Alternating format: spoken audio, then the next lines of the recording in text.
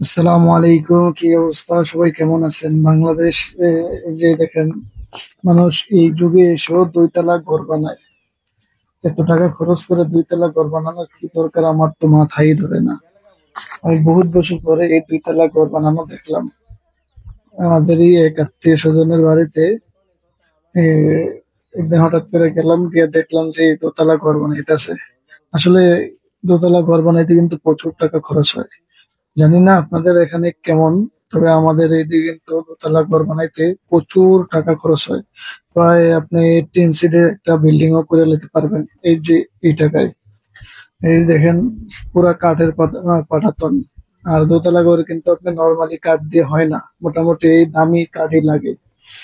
দেখেন, এই যুগে এসে মানুষ কিভাবে এমন 2 তলা ঘর বানায়। যাই হোক, 2 তলা ঘর কিন্তু অনেক সুন্দর লাগে আমার কাছে।